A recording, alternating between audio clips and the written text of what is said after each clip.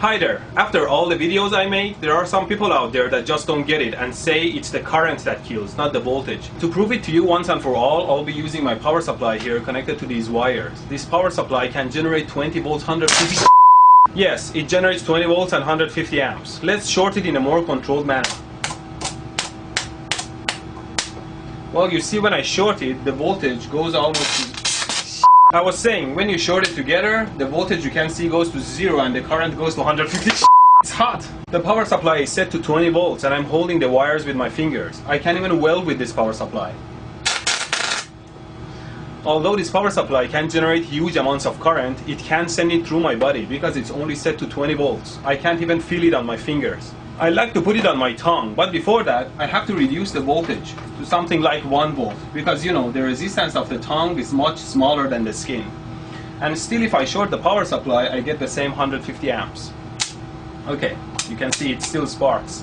Let's try it out. What the f? I thought I set it to 1 volt. Huge. Don't completely trust the gauges on your instruments and always double check them with a meter. Now, if I short the wires, I still get the same 150 amps. And it makes sparks, but the sparks are smaller because the voltage is smaller and therefore the total power is smaller. Let's put it on my tongue. See? Nothing. Let me explain. The simplest electrical formula is that voltage is equal to current times resistance. So if the voltage is 1 volt and if the resistance of my tongue is 10,000 ohms, then the current through my tongue will be only 0.1 milliamps.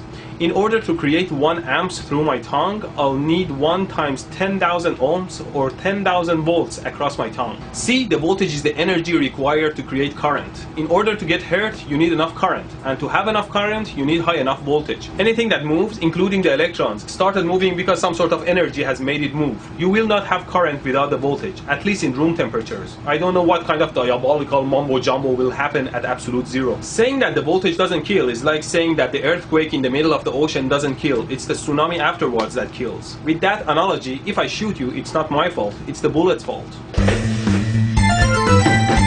This just in, bullets are taking lives of our citizens while sending our innocent people to jail, whose only crime is to hold the gun and pull the trigger.